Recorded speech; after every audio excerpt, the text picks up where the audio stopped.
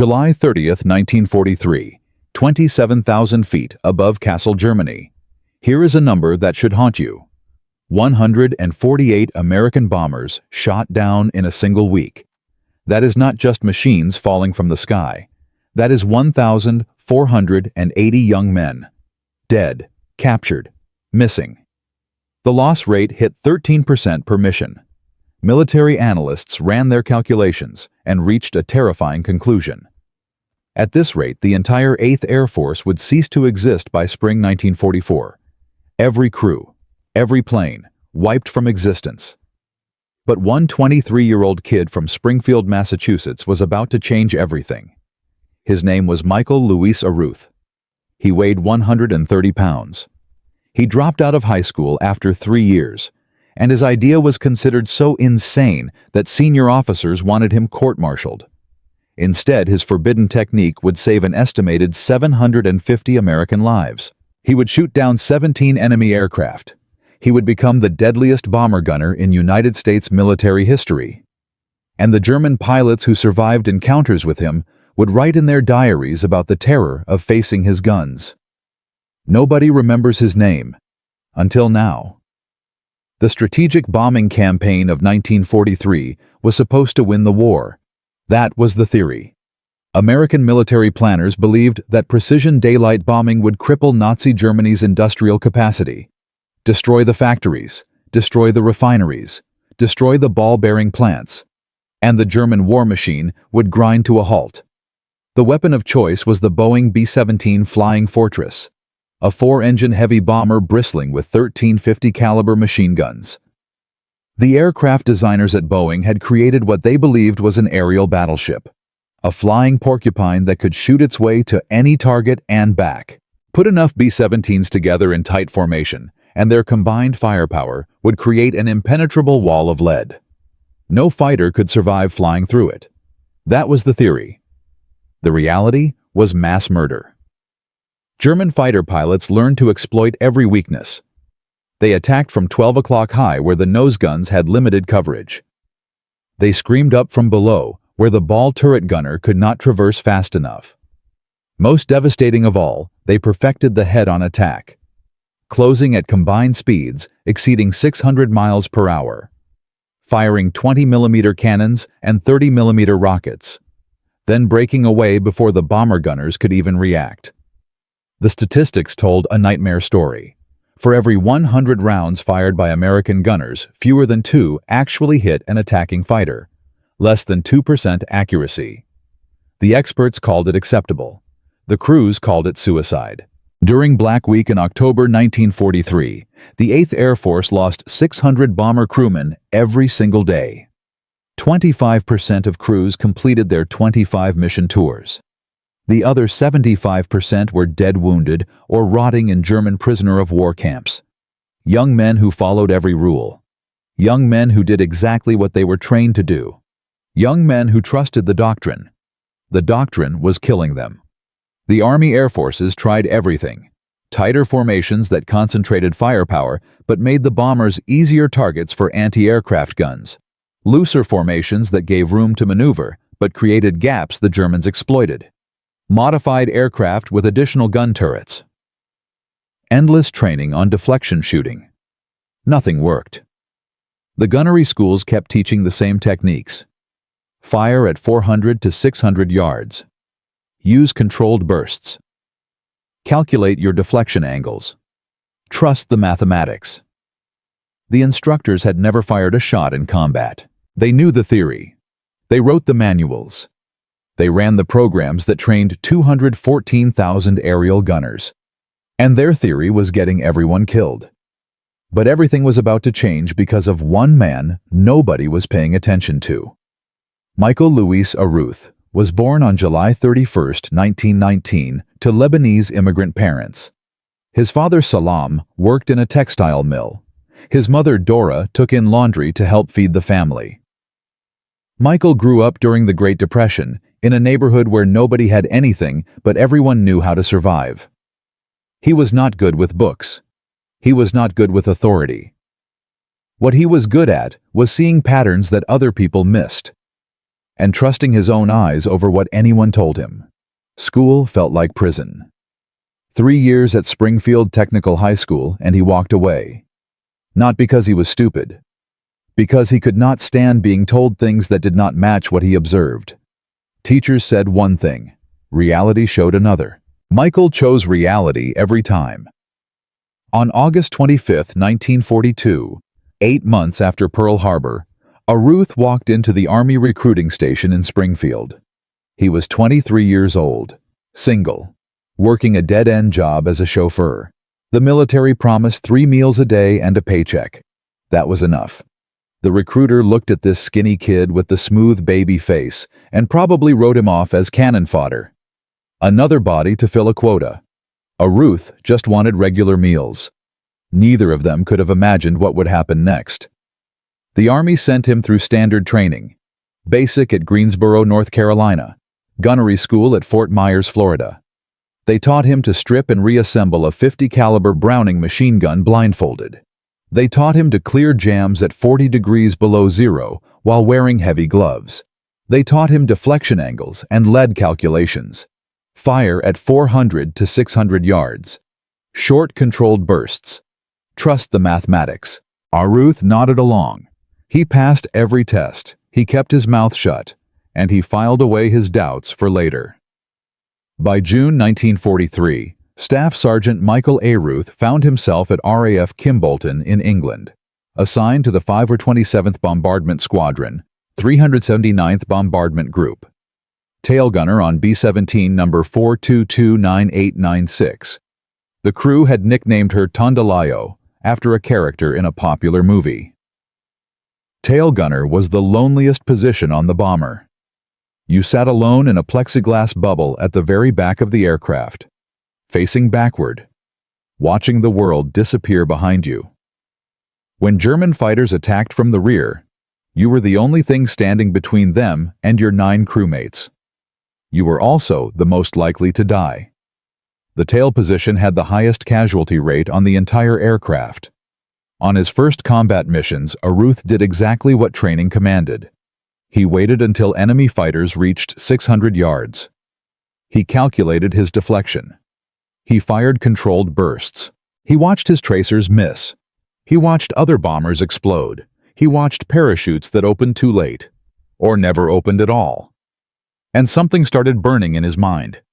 The moment of revelation came not in combat, but on the ground. Aruth was cleaning his guns, running patches through the barrels, when a thought struck him like a physical blow. What if everything they taught him was wrong? The training manual said, shoot at 400 to 600 yards, because that is where you had the best chance of hitting the target. But Aruth had noticed something that the instructors back in Florida had never considered. German 20mm cannons had an effective range of 600 yards. German 30mm rockets were deadly beyond 800 yards, which meant that if you waited for the textbook range before shooting, the German pilot had already been shooting at you for several seconds. Your bomber was already taking damage before you even pulled the trigger. The attacker always had the initiative. The defender was always reacting, always behind, always dying. But what if you flipped that equation? What if you started shooting earlier, much earlier? Before the German pilot expected return fire, before he locked onto his target, before he entered his own optimal firing range. The textbook said this was wasteful. Your hit probability at 900 yards was almost zero. You would burn through ammunition without effect. The mathematics did not support it. The textbooks Aruth realized were written by men who had never watched their friends burn. He did not care about hit probability. He cared about disruption. He cared about forcing the enemy to react instead of attack. He cared about survival. It was forbidden. It violated every principle of aerial gunnery doctrine.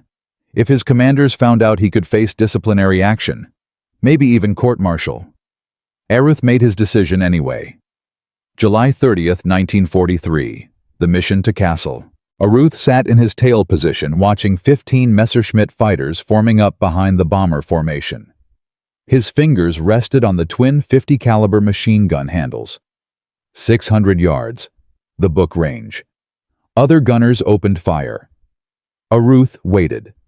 Not because he was afraid, because he had already opened fire 300 yards earlier. At 900 yards, when the Germans were still getting into position, Aruth squeezed his triggers and sent streams of 50 caliber tracers screaming toward the enemy formation. The other gunners thought he had lost his mind. "Tail gunner is wasting ammo again," someone muttered over the intercom. But something incredible happened. The German fighters scattered. They broke formation. Pilots who had been lining up perfect attack runs suddenly found themselves flying through unexpected walls of tracer fire. Human instinct took over. They flinched. They jinked. They broke off their approaches. When they tried to reform and attack again, Aruth was still firing. He was not trying to hit them at 900 yards. He was trying to destroy their attacks before they began. He was getting inside their heads, making them hesitate, making them doubt, making them afraid. And when they finally pushed through into close range, they were already rattled, already off their angles, already flying into a continuous stream of fire that never stopped. Aruth fired in long, sustained bursts. The book said short bursts to conserve ammunition and prevent barrel overheating.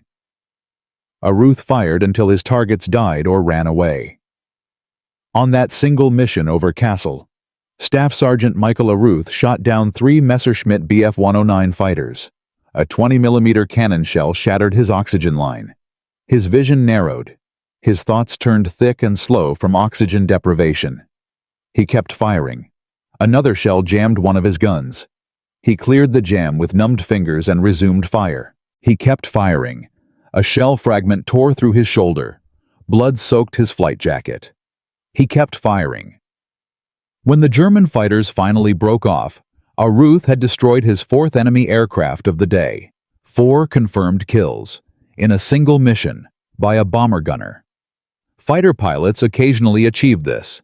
Men flying Mustangs and Thunderbolts in fast maneuverable aircraft designed for air combat. But a tail gunner, sitting in a defensive position, using techniques that violated every regulation in the book, it was supposed to be impossible. When Tondelayo limped back to Kimbolton with her tail section shredded by cannon fire, the intelligence officers were waiting. They listened to the crew debriefing with growing disbelief. 4 kills, by 1 gunner, in 1 mission. The senior intelligence officer thought Aruth was lying, or suffering from combat stress, or both. Bomber gunners did not become aces. It simply did not happen. But Lieutenant Brink backed up his tail gunner. The navigator confirmed. The waist gunner confirmed. Other crews in the formation provided corroborating testimony. The gun camera footage showed muzzle flashes and visible impacts on enemy aircraft. And Aruth's ammunition expenditure told its own story. He had fired nearly twice as much as regulation doctrine allowed. The report went up the chain of command. The recommendation was immediate. Distinguished Service Cross. But when the gunnery doctrine specialists at Training Command heard about Aruth's technique, they were furious. Opening fire at 900 yards, long bursts instead of controlled pairs. This violated everything, every manual, every regulation, every principle they had spent years developing and teaching to hundreds of thousands of gunners.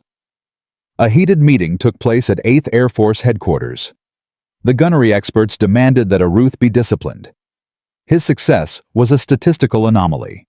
Dumb luck combined with German mistakes. If everyone started blazing away at extended range, ammunition supplies would collapse. Gun barrels would burn out. There would be no improvement in effectiveness. He got lucky, one colonel insisted. We cannot rewrite doctrine based on one man's lucky day. The operational commanders fought back. They pointed to the loss rates. They pointed to the crews who were not coming home. They pointed to the evidence that standard doctrine was failing catastrophically. With all respect, sir, one lieutenant colonel said, his voice tight with controlled anger. The mathematics do not care about doctrine. If Sergeant Aruth can shoot down 4 fighters using his technique and our average gunner shoots down 0 fighters using yours, what exactly are we defending? The argument might have ended there. Another innovation crushed by institutional resistance. Another good idea buried by men who had never faced combat. But Major General Frederick Anderson, commanding the 8th Bomber Command, had been a pursuit pilot in the First World War. He had flown when aerial combat tactics were still being invented. He understood that the best techniques came from men who survived, not from men who wrote training manuals. Anderson listened to both sides. Then he made his decision. Test it. Send Sergeant Aruth to talk to other gunners. Let him explain what he does. Let us see if it works for anyone besides him. He turned to the gunnery school colonel. And while we are testing, you will not interfere with Sergeant Aruth's technique. You will not recommend any disciplinary action. Is that clear? It was clear. Word spread through the 379th Bombardment Group. Other tail gunners started asking Aruth about his methods. He recovered from his wounds by mid-August and was flying combat missions again. This time with an audience. The data started coming in through August and September. Gunners who adopted aggressive early fire reported something remarkable. The German fighters still attacked, but they approached more cautiously. They broke off sooner. Their runs became less precise and less deadly. It was not magic. It was applied psychology. Fighter pilots are human beings operating on risk and reward calculations. When the risk goes up when defensive fire starts earlier and continues more aggressively, some pilots subconsciously hold back. They flinch. They hesitate. They survive instead of pressing their attacks, and bombers that should have died made it home instead. The forbidden technique was working. But Aruth himself was far from finished. September 6, 1943. A strike against Stuttgart, Germany. Heavy flak over the target. German fighters hitting the formation hard on the way out. Aruth opened fire at his now standard 900 yards. In the running battle that followed, he shot down 2 more Messerschmitt fighters. 6 confirmed kills in just 2 missions. The high school dropout from Springfield was becoming a legend. But Tondelayo was dying. 2 engines failing. Losing altitude. They were not going to make it back to England. Lieutenant Brink made the call over the intercom. We are ditching. Everyone prepare for water landing. They were over the English Channel. Barely. The alternative was German soil and prisoner of war camp. The crew threw everything overboard. Guns, ammunition, equipment, everything they could move, trying to keep the crippled bomber in the air for a few more miles. Aruth abandoned his tail position for the first time. He moved forward with the rest of the crew, preparing for impact. The B-17 hit the cold channel water at 120 miles per hour. The impact was like slamming into concrete. The aircraft broke apart. But every single crewman survived. British rescue boats pulled them from the freezing water within 2 hours. All 10 men returned to base. Aruth was flying combat missions again within a week. His reputation was spreading beyond the 379th. Other bomb groups requested information about his techniques. The resistance from Training Command was crumbling under the weight of undeniable evidence. By October 1943, revised gunnery doctrine began filtering through the 8th Air Force. The new guidelines authorized gunners to open fire at extended ranges when tactically appropriate. It was bureaucratic language, a face-saving way of admitting that the skinny kid from Massachusetts had been right and the experts with their theories and their manuals had been catastrophically wrong. Michael Aruth had won, but the war was far from over, and his greatest test was still coming. In Part 2, we will see what happened when the Luftwaffe learned about Aruth's techniques, when German pilots developed countermeasures specifically designed to defeat him, when a single mission would push him beyond every limit of human endurance, and we will learn the true cost of becoming the deadliest gunner in American history. In Part 1, you met Michael Aruth, a high school dropout from Massachusetts who weighed 130 pounds. A tail gunner who violated every rule in the manual. A kid who shot down 4 German fighters in a single mission using techniques that the experts said were impossible. His forbidden method worked. The data proved it. Gunners who adopted his aggressive early fire tactics were surviving at higher rates. German fighters were breaking off attacks sooner. Bombers that should have died were coming home. But proving something works and getting the military to accept it are two completely different battles. Because while Aruth was shooting down Messerschmitts over Germany, a different war was brewing back at headquarters. A war fought in conference rooms instead of cockpits. A war where the enemy wore American uniforms, and this war would prove almost as deadly as the one in the sky. The problem was institutional pride. The Army Air Forces had invested $18 million building gunnery training programs. They had constructed dedicated facilities across the country. They had written thousands of pages of doctrine. They had trained 214,000 aerial gunners in the correct techniques. And now a 23-year-old staff sergeant with 3 years of high school education was telling them they were wrong. Colonel Harrison Mitchell commanded the Gunnery Training Division at Army Air Force's headquarters in Washington. He had never flown a combat mission. He had never fired a shot at an enemy aircraft. But he had a doctorate in ballistics from MIT and 20 years of military service. He had designed the training curriculum personally. When the reports about Aruth's techniques reached his desk, Mitchell's reaction was immediate and furious. "This is not innovation," he wrote in his response memo. "This is indiscipline. One sergeant's lucky streak does not invalidate years of scientific research." Mitchell demanded a formal review. He wanted Aruth's ammunition expenditure records examined. He wanted an investigation into whether the kill claims were exaggerated. He wanted the whole thing to go away. The confrontation came in late September 1943 at a meeting in High Wycombe, the 8th Air Force headquarters in England. Colonel Mitchell had flown across the Atlantic specifically to address what he called the gunnery discipline problem. Staff Sergeant Aruth stood at attention before a room full of colonels and generals. Mitchell sat at the head of the table, his face tight with barely concealed contempt. Sergeant Mitchell began. "You have been firing at ranges your training specifically prohibits. You have been using sustained bursts that waste ammunition and damage equipment. You have been encouraging other gunners to do the same. Do you deny this?" "No, sir." Aruth replied. His voice was steady. "I do not deny it. Then you admit to violating direct orders and established doctrine." "I admit to keeping my crew alive, sir." The room went silent. Mitchell's face reddened. "Sergeant, the doctrine exists for reasons you clearly do not understand. The mathematics of deflection shooting require optimal range for maximum hit probability. Your technique is statistically inferior." Aruth did not flinch. "With respect, sir, I have shot down 6 enemy aircraft. The average gunner using your doctrine has shot down 0. Which statistic matters more?" One of the operational commanders, a colonel who had actually flown combat missions, suppressed a smile. But Mitchell was not finished. "You got lucky," Mitchell snapped. "And you are teaching bad habits to other gunners. When your luck runs out, and it will run out, men will die because they followed your reckless example." He turned to General Anderson, who had been watching the exchange in silence.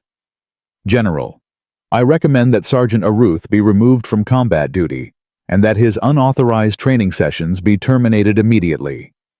We cannot allow one man's ego to undermine years of scientific work." The tension in the room was suffocating. Aruth's entire approach hung in the balance. Everything he had proven, everything he had survived, could be erased with a single order. But Aruth had found an unexpected ally. Major William Bradford was not a gunner. He was not even a pilot. He was an operations analyst, one of the new breed of military scientists who used statistics to solve combat problems.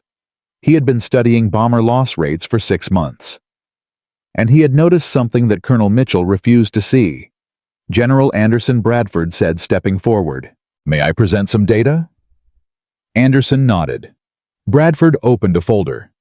"In the past 60 days, I have tracked loss rates across all bomb groups in the 8th Air Force. Groups where gunners have adopted Sergeant Aruth's techniques show a 14% reduction in losses to fighter attack. 14%, sir. That is not luck. That is not statistical noise. That is dozens of aircraft, hundreds of men. Mitchell interrupted. The sample size is too small. The variables are not controlled. This proves nothing.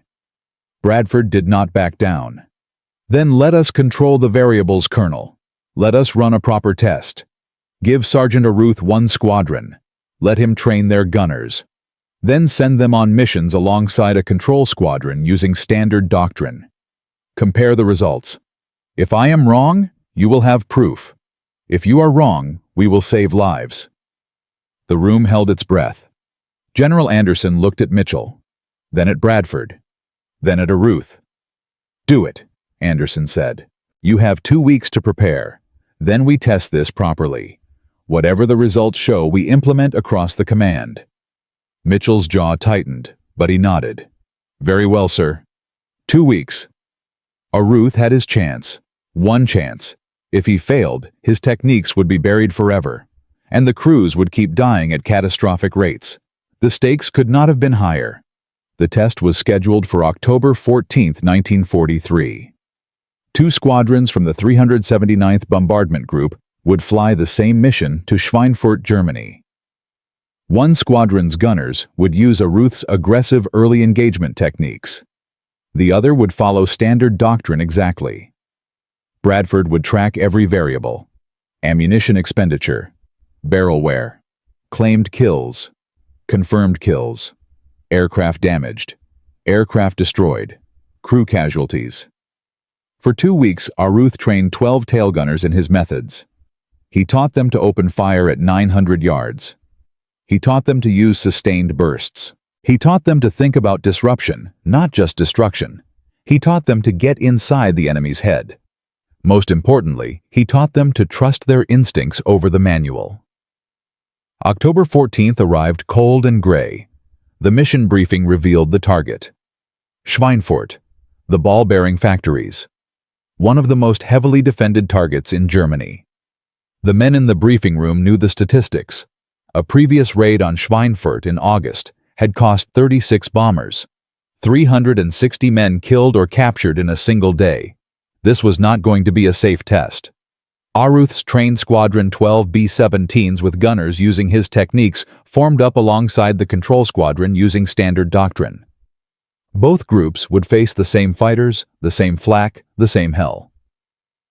The bombers climbed to 25,000 feet and crossed into German airspace. The Luftwaffe was waiting. At 11:47 hours, the first wave of German fighters hit the formation, Messerschmitt 109s and Focke-Wulf 190s. More than 40 of them swarming around the bomber stream. The control squadron gunners followed their training. They waited for optimal range. They fired short controlled bursts. They did everything by the book. The Aruth squadron gunners opened fire at 900 yards. The difference was visible immediately. German fighters approaching the control squadron held their attack runs steady. They closed to optimal range. They fired their cannons.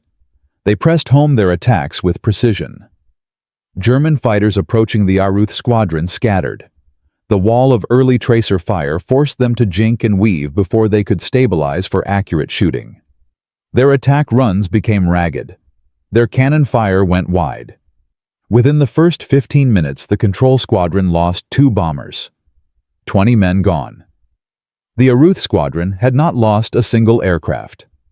The battle continued for 47 minutes. Wave after wave of German fighters. The bomber gunners burned through ammunition at unprecedented rates. Barrel temperatures climbed into the danger zone. Every rule in the manual was being violated, and it was working. By the time the formations reached the target, the control squadron had lost 4 aircraft and had 3 more severely damaged. 40 crew members killed or wounded. The Aruth squadron had lost 1 aircraft, 10 casualties. The difference was staggering. Same mission, same fighters, same conditions. But 400% difference in losses. The return flight brought more attacks, more fighters, more chaos. Aruth himself, flying with the test squadron, shot down 2 more enemy aircraft during the running battle back to the channel. His total now stood at 8 confirmed kills. When the bombers landed at Kimbolton, Bradford was waiting with his clipboard and his calculations. The numbers told an undeniable story. Control Squadron. 4 aircraft destroyed, 3 damaged, 43 casualties. Ammunition expenditure within standard parameters. Barrel wear within normal limits. Confirmed enemy kills. 2. Aruth Squadron. 1 aircraft destroyed, 2 damaged, 12 casualties. Ammunition expenditure exceeded standard by 60%. Barrel wear exceeded normal by 40%. Confirmed enemy kills. 7. Bradford looked at the data and then looked at Colonel Mitchell, who had flown over to observe the results personally. 72% reduction in aircraft losses, Bradford said. 70% reduction in casualties. 350% increase in enemy kills. The ammunition and barrel costs are a fraction of the aircraft and lives saved. Mitchell stared at the numbers.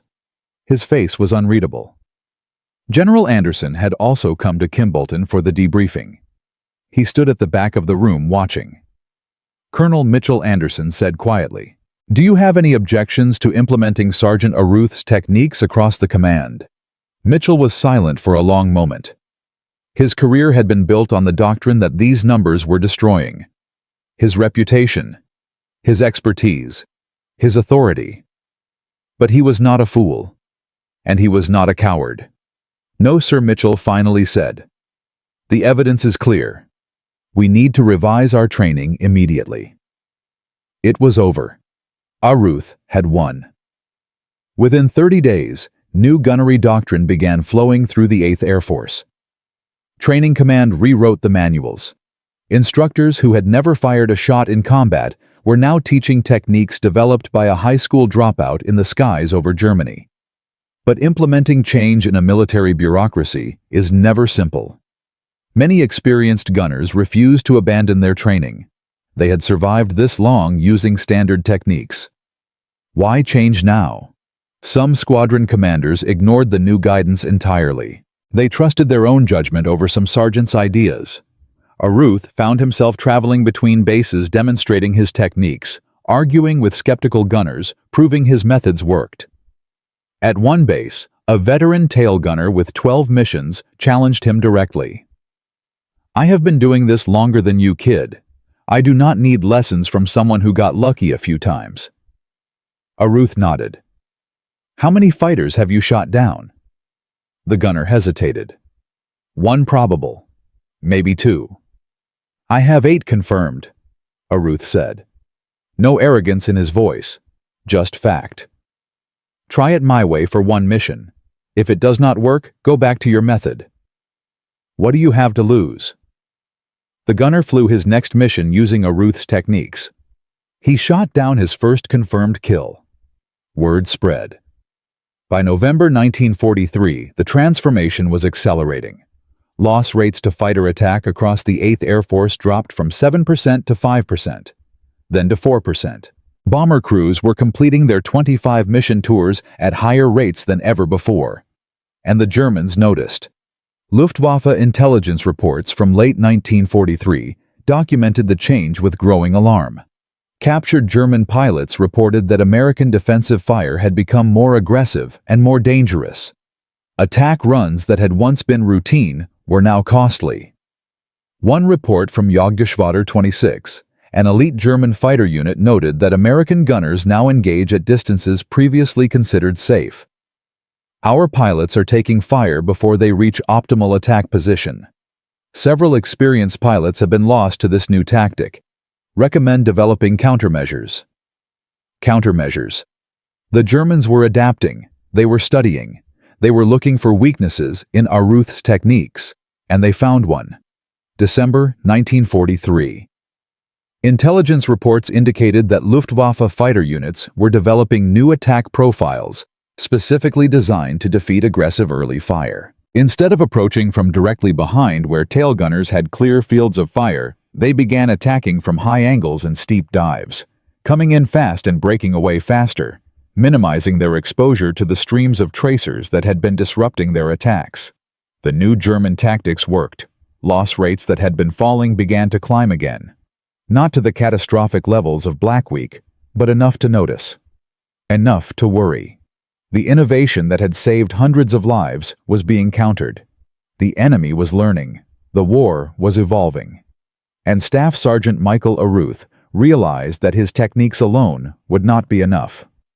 In Part 3, we will see how the Germans developed their countermeasures. We will see the deadly new attack formations that threatened to neutralize everything Aruth had achieved. We will follow Aruth on the mission that nearly killed him, the mission where he faced more enemy fighters than any American gunner before or since. And we will learn what happens when the deadliest tail gunner in history realizes he has to reinvent himself all over again. The war was far from over. The hardest battles were still ahead. A high school dropout invented a new way to fight. The military establishment tried to bury him. He proved them wrong with blood and mathematics. His techniques spread across the 8th Air Force. Loss rates dropped. Crews came home. The war was changing. But the Germans were not fools. By December 1943, Luftwaffe intelligence had identified the shift in American defensive tactics.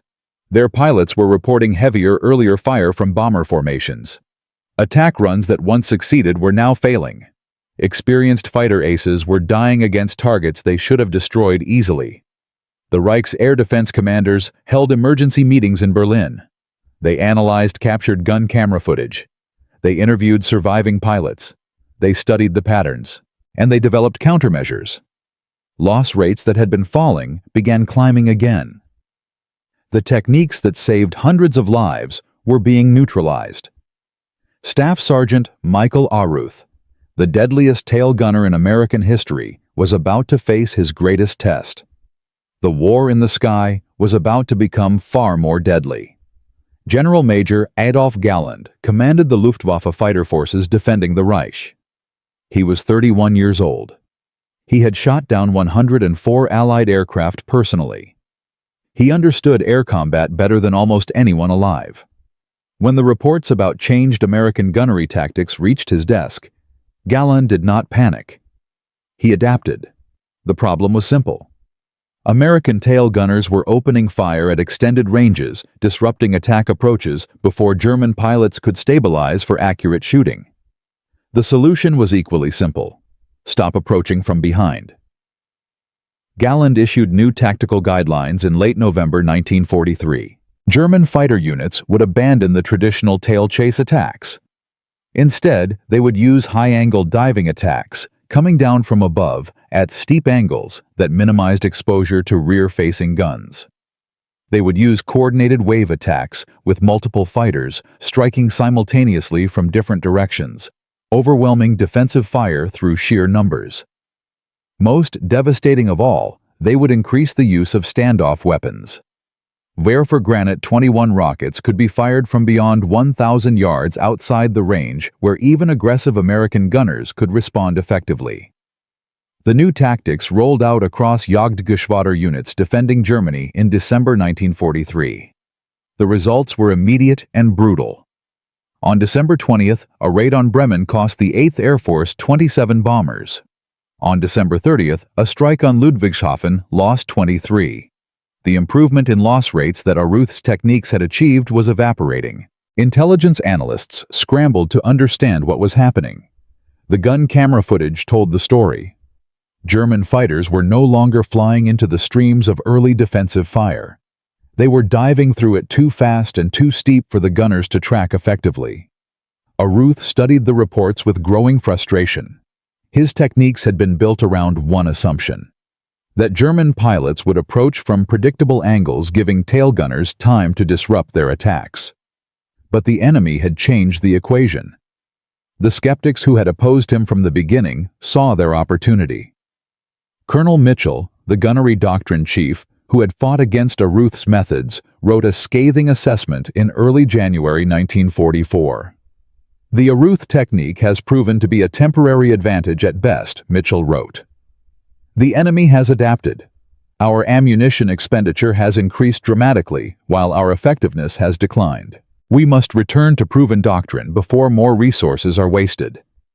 The criticism stung because it contained truth.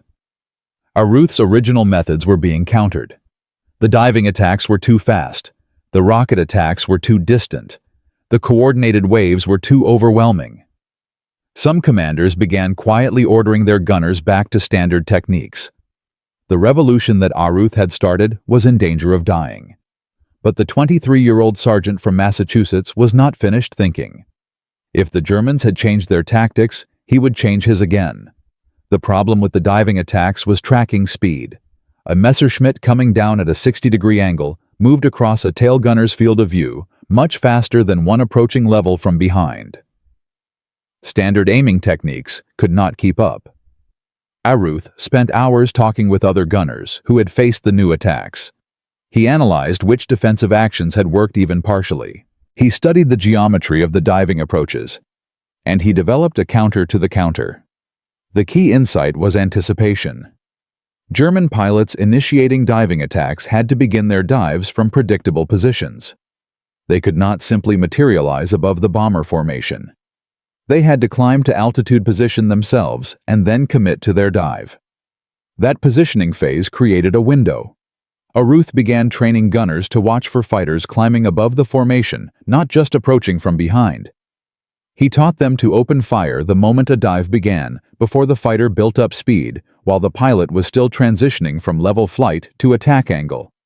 He taught them to use traversing fire, sweeping their guns through the dive path, rather than trying to track individual aircraft. But there was still the problem of the rockets. The Werfer Granite 21s could be launched from beyond effective gun range. There was no defensive answer to a weapon you could not reach. Except one. Do not let them launch. Aruth proposed something even more radical than his original techniques. He wanted tail gunners to coordinate with waist gunners and top turret gunners.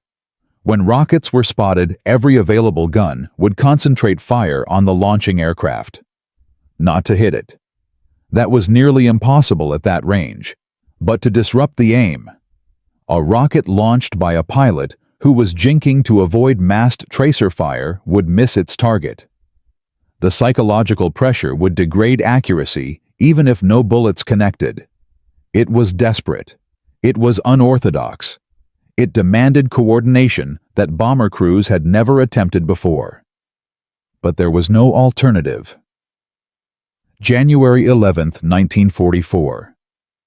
A mission to Oschersleben and Halberstadt. One of the deepest penetrations into Germany attempted by the 8th Air Force to that point. Aruth was flying his 13th combat mission.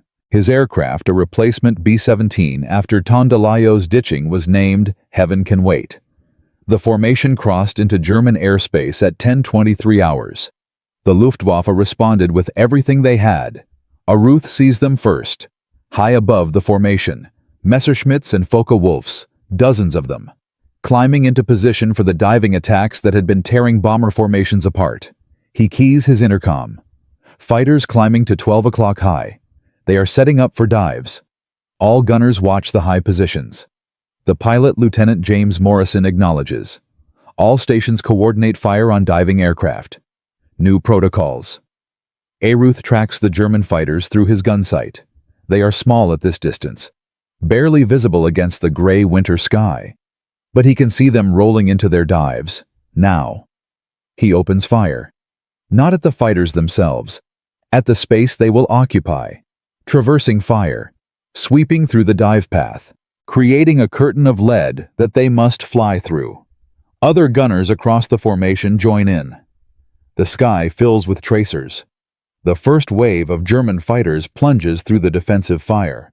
Most survive the gauntlet, but their attacks are rushed, ragged. Their cannon fire sprays wide. One Focke-Wulf takes hits. Smoke trails from its engine. It breaks off. Second wave. 3 Messerschmitts diving from the left. The waist gunners swing their weapons. Aruth cannot engage. Wrong angle. But he can see the coordinated fire from other bombers reaching up toward the diving fighters. One explodes. Direct hit to the fuel tank. The fireball tumbles past the formation, trailing debris. Third wave. This time with rockets. Aruth spots the distinctive tubes mounted under the wings of approaching fighters. They are holding back, staying at distance, preparing to launch. All guns on the rocket carriers, he shouts into the intercom. Make them miss. Every gun that can bear opens fire. The range is extreme. Hits are nearly impossible. But the tracer streams are visible. The German pilots see death reaching toward them. One pilot launches early. Too early. His rockets arc away harmlessly, detonating hundreds of yards from any target. Another pilot jinks left. His rockets fire during the jink. They spiral off course. A third pilot holds steady, disciplined, professional. He ignores the tracers flickering around his aircraft. He aims carefully. His rockets launch, straight and true. Aruth watches them coming. Two white exhaust trails growing larger. There is nothing he can do. The rockets pass 50 feet behind Heaven Can Wait. They detonate against empty air. The blast rocks the bomber, but causes no damage. Too close. The battle continues. Wave after wave. Aruth fires until his gun barrels glow. He burns through ammunition at rates that would have horrified the training command. He does not care. His crew is alive. 37 minutes of continuous combat. When the German fighters finally break off low on fuel and ammunition, Aruth takes stock, his confirmed kills for the mission. 3. 2 Messerschmitt 109s caught during their dives. 1. Focke-Wulf 190 hit during a rocket approach. His total now stands at 11 confirmed victories. But the larger numbers matter more. The formation had entered German airspace with 36 bombers. Standard doctrine would have predicted losses of 4 to 6 aircraft based on recent mission statistics. The formation lost 2 bombers, 20 men, against a defensive force of over 50 German fighters using the latest tactics designed specifically to defeat American gunnery. The coordinated fire techniques had worked. Intelligence debriefs confirmed what Aruth had theorized. German pilots reported that the massed defensive fire had been disorienting. Several mentioned difficulty completing accurate attack runs. Others noted that rocket launches had been rushed or poorly aimed due to defensive pressure. Oberst Hannes Trautloft, commanding Jagdgeschwader 54, wrote in his after-action report that the American bombers demonstrated new defensive coordination that our current tactics do not adequately address. Recommend further study. The Germans were back to adapting again. Word spread quickly through the 8th Air Force. The January 11th mission became a case study in defensive coordination. Other bomb groups requested details of the techniques used. Training officers who had resisted Aruth's methods now sought him out for guidance. Within weeks, the coordinated fire protocols were being implemented across the command. The impact was measurable and significant. In November 1943, before the German countermeasures and before Aruth's coordinated response, bomber losses to fighter attack averaged 4.8% per mission. In December, after the German diving tactics took effect, losses spiked to 6.2%. By February 1944, with coordinated defensive fire spreading through the 8th Air Force, losses dropped to 3.9%. The numbers translated to lives. At mission rates of approximately 25 major raids per month, a 2% reduction in loss rate meant roughly 18 additional bombers surviving, 180 men who came home instead of dying or being captured, every month. The psychological impact on German fighter pilots was equally significant. Luftwaffe unit diaries from early 1944 record increasing frustration with American defensive tactics. One pilot from Jagdgeschwader 26 wrote that attacking the bomber boxes has become like flying into a wall of fire. Every approach is contested. Every attack is disrupted. We lose good men for uncertain results. Morale in German fighter units began to decline, not dramatically. These were professional soldiers fighting for their homeland. But the confidence that had characterized Luftwaffe operations in 1943 was eroding. Meanwhile, Aruth's personal reputation reached legendary status. In February 1944, he was awarded the Distinguished Service Cross, the second highest military decoration for valor. The citation praised his extraordinary heroism in aerial combat and his contribution to defensive gunnery tactics. The skinny kid from Springfield, who had dropped out of high school, was now being consulted by colonels and generals. His techniques were being taught in the gunnery schools that had once condemned them. But Aruth himself remained in combat. He flew mission after mission, adding to his kill count, refining his techniques, training other gunners. By early 1944, his confirmed victories numbered 17, the highest total of any American bomber gunner, a record that would never be broken. The combination of improved defensive tactics and the arrival of long-range P-51 Mustang escorts finally broke the Luftwaffe's ability to effectively challenge American bomber formations. By spring 1944, loss rates to German fighters had fallen below 2%. The air war over Europe had been transformed, not by a single weapon or a single battle, but by a gradual revolution in tactics that had begun with one man's refusal to accept doctrine that was getting his friends killed. Conservative estimates suggest that Aruth's techniques and their evolution into coordinated defensive fire saved approximately 750 American lives over the course of the air war. Some historians place the number higher. Accounting for the ripple effects of improved tactics across all bomber units could push the figure above 1,000. 1,000 men who went home to their families. 1,000 futures that were not cut short over Germany. 1,000 lives saved by a high school dropout who trusted his own observations over what he was told. But every story has an ending. By early 1944, Michael Aruth had flown enough missions to rotate home. The Army Air Forces wanted to use him as a gunnery instructor, spreading his knowledge to new generations of gunners. He had earned rest. He had earned recognition. But what happened to the man behind the legend? What became of the skinny kid from Massachusetts after the guns fell silent? What price did he pay for his innovations? And what lessons did his story leave for the generations that followed? In Part 4, the final chapter we will follow, Michael Aruth home from the war. We will see how he lived with what he had done and what he had seen. We will discover why he refused all interviews, all reunions, all recognition for the rest of his life. We will learn the true cost of becoming the deadliest gunner in American history, and we will understand why this forgotten hero deserves to be remembered. The war is ending, but the story is not finished yet. A high school dropout from Springfield, Massachusetts, invented a new way to fight in the sky. The military establishment called him crazy. They threatened to court-martial him. They said his techniques violated every principle of aerial gunnery. He proved them wrong with 17 confirmed kills. He developed coordinated defensive fire that cut bomber losses by more than half. He trained hundreds of gunners in techniques that saved an estimated 750 American lives. Staff Sergeant Michael Louis Aruth became the deadliest bomber gunner in United States military history, a record that has never been broken. But what happened to the man behind the legend? This story has one final chapter, a chapter that almost nobody knows, because the ending is not what you expect. It is not triumph. It is not glory. It is something far more human and far more complicated.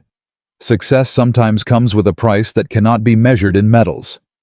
By early 1944, Michael Aruth had accumulated enough combat missions to rotate home. The Army Air Forces had plans for him.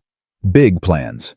They wanted to send him on a nationwide tour, speaking at gunnery schools training the next generation of aerial gunners. They wanted to make him the face of American defensive air power. Aruth refused. He had no interest in fame, no interest in speeches, no interest in being paraded around as a hero while men he had known were still dying over Germany. The Army insisted. Aruth insisted harder. Eventually, they reached a compromise. He would serve as a gunnery instructor at a training base in Florida, but he would not do publicity tours. In the summer of 1944, Staff Sergeant Aruth returned to the United States. He spent the remaining months of the war teaching young gunners the techniques he had developed over the skies of Europe. He was good at it, patient, thorough. He never talked about his own kills. He only talked about keeping crews alive.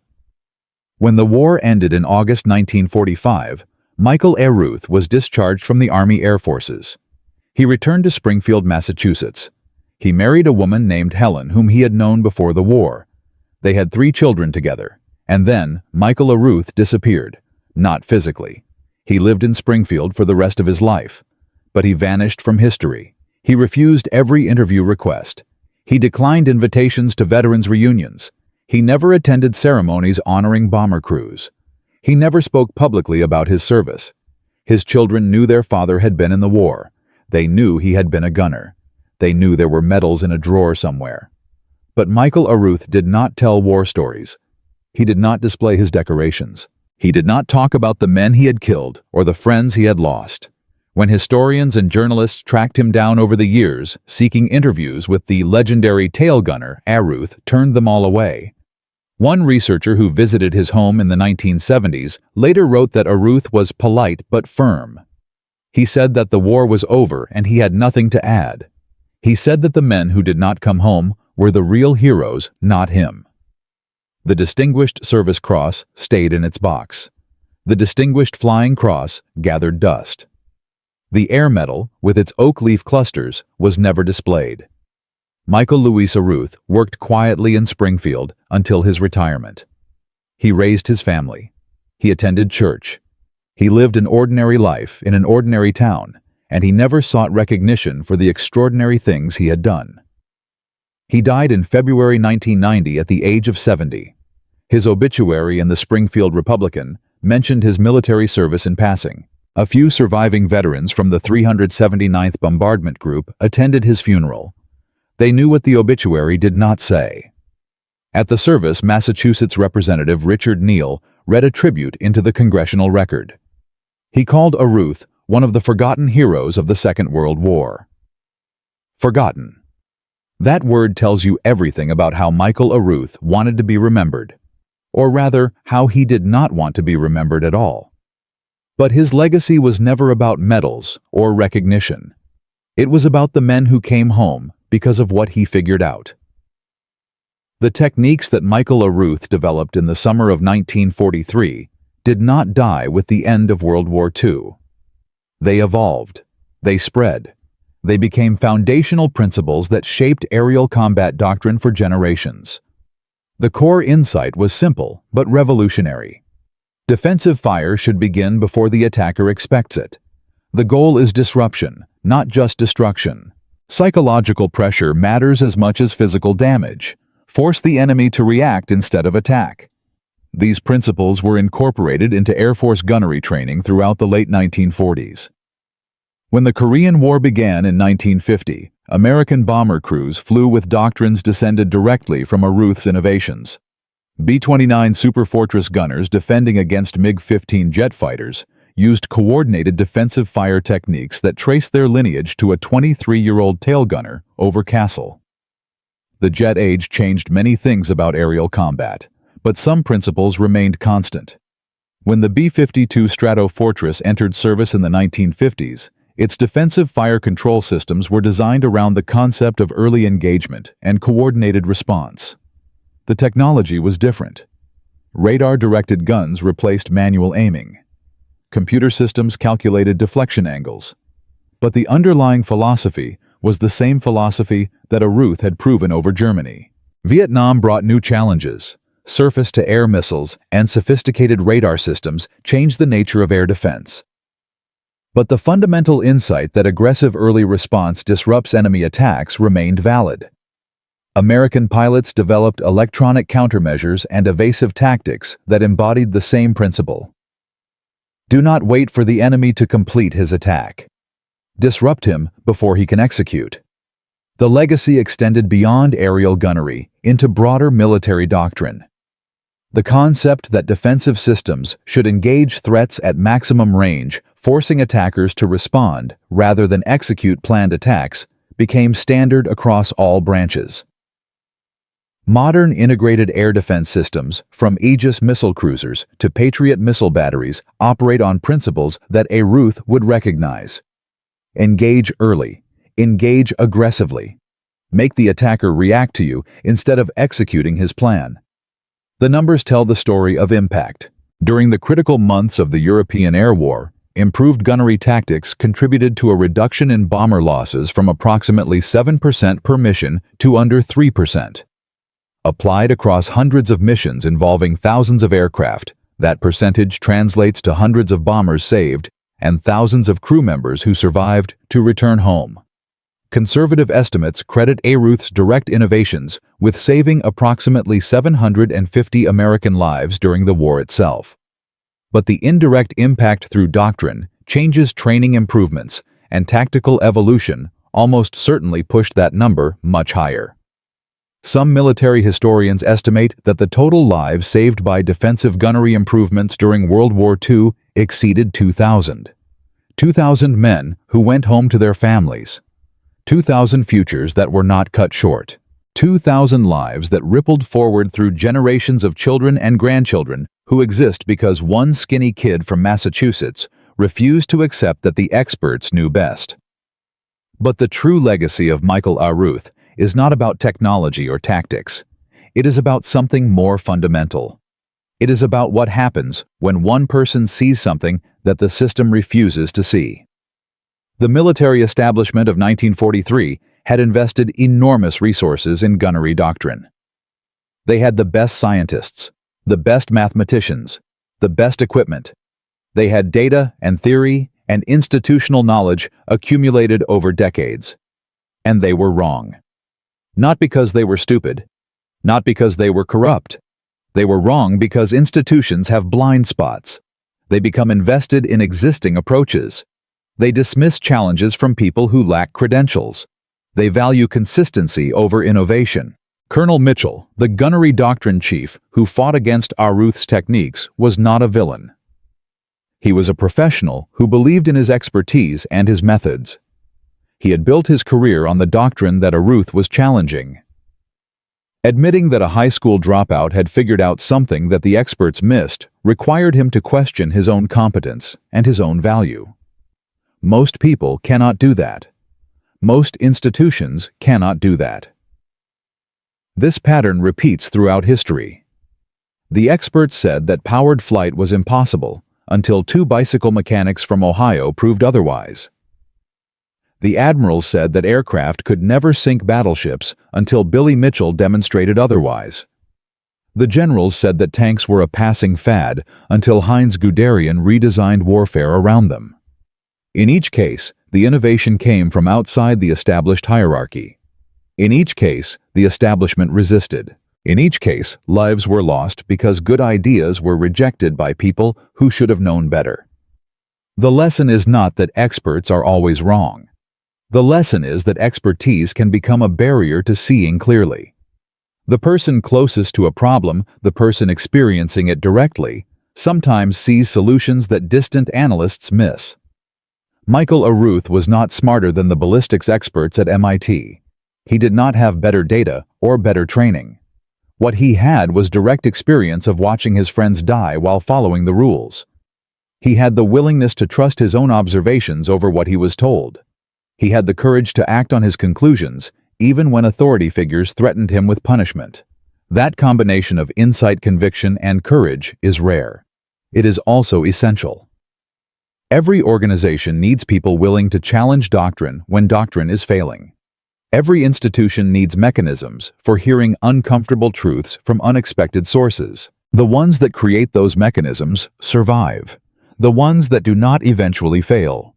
And there is one final detail about Michael ARUTH that almost nobody knows. In 1958, 13 years after the war ended, ARUTH received an unusual invitation. The Army was establishing the Tomb of the Unknown Soldier at Arlington National Cemetery. They wanted representatives from each service branch to serve as honorary pallbearers for the ceremony. For the Army Air Forces, they selected Michael Louis ARUTH, the highest-scoring bomber gunner in American history, the man who had saved hundreds of lives through innovation and courage. ARUTH accepted. It was the only public recognition he ever agreed to attend.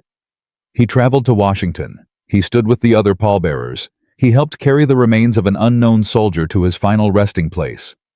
Afterward, a reporter asked him why he had agreed to participate after refusing so many other honors.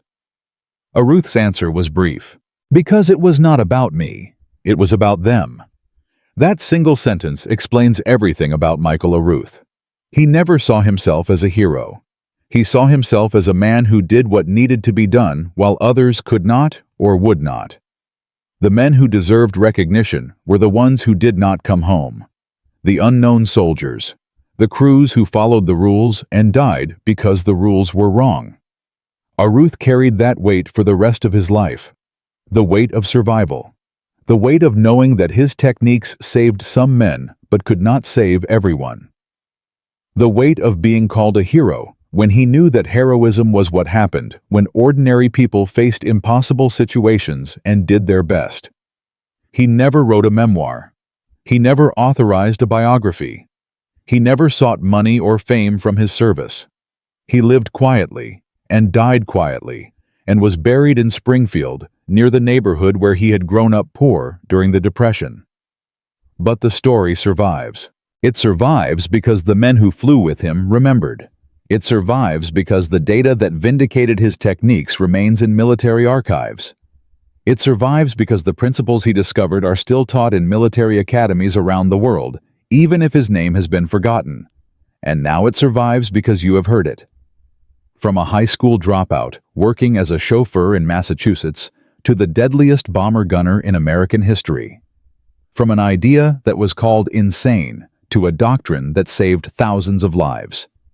From a kid who weighed 130 pounds, to a legend who refused to be celebrated. Michael Aruth proved that the best ideas do not always come from the experts. He proved that courage means acting on your convictions even when authority threatens punishment. He proved that one person in the right place at the right time with the right insight can change everything. 750 men came home from the war because of what he figured out. Their children had children. Their grandchildren had grandchildren. The ripples of his innovation spread through generations of families who exist because one young man refused to accept that the manual was always right. That is the power of seeing clearly when everyone around you is blind. If you know similar stories of forgotten innovators who changed history, share them in the comments. History is full of people like Michael Aruth. People who saw what the experts missed and had the courage to act. These stories deserve to be told. Subscribe to discover more hidden chapters of military history. The stories that the textbooks forgot. The heroes who never sought recognition. The innovations that seemed crazy until they saved the world. Because history is not made by institutions. History is made by individuals who refuse to accept that impossible means impossible. Michael Aruth was one of those individuals. And now, 70 years after he quietly declined every honor and returned to his ordinary life, his story has finally been told. 750 lives saved, one forgotten hero, and a lesson that will never grow old. Sometimes the kid who dropped out of high school sees what the experts with their theories and their calculations cannot see. Sometimes the person everyone ignores is the one who changes everything. Sometimes courage is not about facing the enemy. It is about facing the people on your own side who tell you that you are wrong. Michael Aruth faced the Germans with his guns. He faced the American military establishment with nothing but data and determination. He won both fights. And then he went home and never spoke of it again. That is the mark of a true hero. Not seeking glory, not wanting recognition, just doing what needed to be done and letting history judge the rest. History has judged. Michael Louis Aruth, high school dropout. Tail gunner. The man who rewrote the rules of aerial combat. The forgotten hero who saved 750 American lives. Remember his name.